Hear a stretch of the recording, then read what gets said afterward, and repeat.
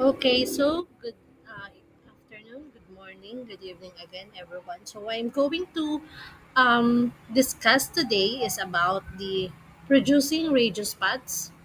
So when we say radio spots and plug means it has something to do to entertain or to make information through radio that is quite entertaining and can easily attract listeners. So what are those radio spot or plug? Uh,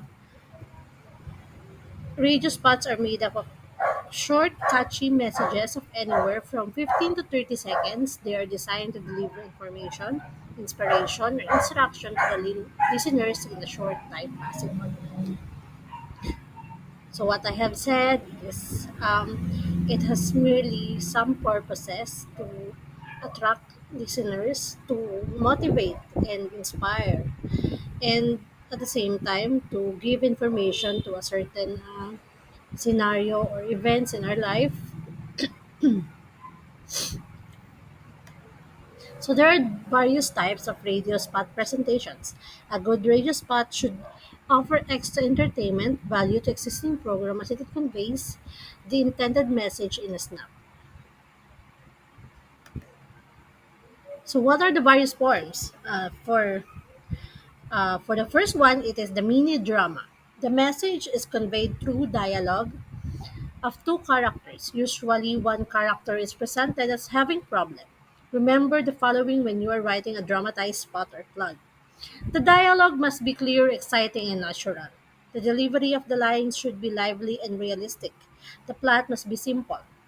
The story should be zero in on drive home the principal message.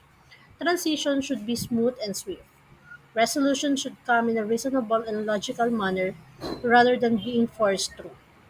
So, in this one, it is something to do, or it is very closely to a short story or short drama, which has two main characters only, and the plot is very simple and easy to understand. Next one is the straight announcement. Straight announcement is simplest and easiest, least costly to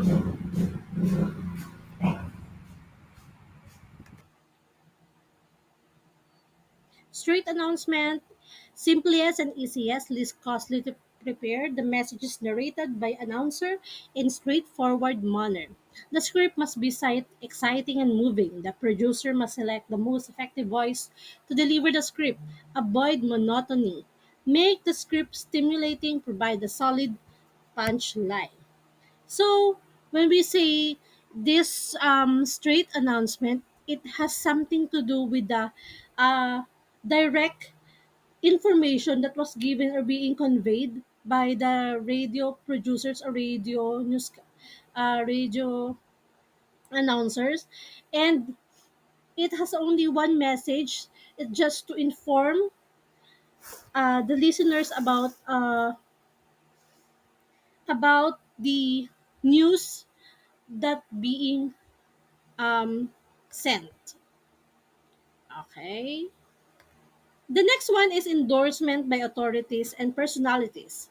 Health tips must issued by a doctor or top specialist. Agricultural information should come from farmers. Other personalities such as celebrities may have some credibility. So in this one, um, the the level of the information given must um, came from a very well known person, or which is good at that particular industry or particular information. For example, we're about to give a certain instructions or certain precautions about um, the recent heat or the recent scenario we are facing right now, dahil alam natin sobrang init ngayon. So, we need that information, or how can we get information is through the doctors or the specialist na kailangan alam natin kung ano yung tamang gawin natin ngayong sobrang init, di ba? Okay. The next one, testimonial. This is also endorsement, usually from somebody who tried to uh, an idea or practice method or person, regular person who might have seen how something being promoted work. So in testimonial, it has something to do to um experiences of a certain person. Parang for example, a person has experienced this kind of situation na talagang nagpabago ng buhay niya. So parang yung testimony niya can inspire and motivate other people. Next, collage, montage, vox pops. These are quick snatches of people's voices that are arranged to demonstrate range of views or feelings. The vox pop, voice of regular member of society expressing an opinion from his personal point of view. Collage, assembly of unrelated voices focusing on an issue. Montage, a series of asserted voices of people played one after the other to portray the theme. For example, farmer, marami na talaga nagkakasakit sa ating mga kasama. Woman, ang mahal-mahal naman ng kemikal. Wala bang paraan para hindi na mag-spray ng insecticide, child? Sana po hindi nawawala mga tutubi at iba pa nating kakamping kulisap. Ano po? Doctor, ang chemical ay lason, hindi ito dapat malanghap o mapunta sa anumang bahagi ng ating katawan. Announcer, panahon na upang gumamit ng mga paraan upang mabawasan ang paggamit ng kemikal. Itaguyod ang integrated pest management. So makikita natin dito sa example, parang yung information o yung details is uh, directly na naaayon sa kung sino yung nagsasalita. For example, ito nga ang farmer. Marami na talaga nagkakasakit sa ating mga kasama. And then yung child, sana hindi mawala ang mga tutubi at iba pa nating kakamping kulisap. Ano po? The next one is the jingle. Usually presented through song or musical form. The musical jingles that became popular are those have the following characteristics: simplicity of message, clarity of wordings, unity of message, repetition of main line, outstanding melodic line that lingers in the minds of the listeners. We all know the jingle is very popular nowadays because of the, for example, the political how the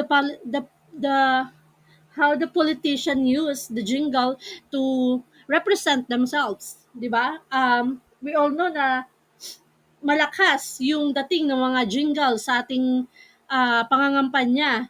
Kaya talagang maraming gumagamit ng mga various famous songs at talagang nilalapat yung mga jingle ng mga politician na ito o ng mga nangangampanyang ito. At we know na talagang magaling silang pumili ng kanta in a way na talagang para bang LSS tayo or talagang tatatak sa isip natin yung melodic line ng mga jingle. Next one is the balagtasan, derives its appeal from the fact that it is a debate in a highly artistic verse form. The script must pick up the highlights of the issues, put them in a short interactive lines, then immediately come to a resolution. We all know or we are familiar of the balagtasan, or it is a poem that parang two people are uh, having a debate pero in artistic way or in a deep conversation or deep poem. For example nga po ito, ang lumang sistema ay iyon ng iwanan. Compose ay mabaho, mahirap ilagay. Compose ay matipid, di nababayaran. Abono mong hatol ay napakamahal. We can see on this example na talagang parang malalim yung message, malalim ah, yung line, pero yung message na binibigay sa atin is about sa parang mga basura or itong mga compost na kailangan nating ingatan. And the last one is the puzzles and quizzes. When listeners are placed in a situation where they grope for answers to questions and puzzles, they are captivated. But as in other formats, the questions must be stimulating and relevant. As a spot writer and producer, you are responsible for what could be the most effective presentation for the listeners. This one, I think it is the Leah's use in a radio spats flag because puzzles and quizzes are quite hard, and um, I think some are not into uh, solving problems, pero I know meron din na talagang na-excite and fond of parang how to solve the problem or the a certain puzzle. So it is this one is good one to convey message as well. So that's all of these paths in various forms. And for my discussion question, if you're going to choose among the types of radio spot presentation, what would you choose to produce and why? So it is very simple lang naman po ng tanong ko, and I hope you learned from me in this topic, and kindly answer this question and hope to see you on my presentation or on my report.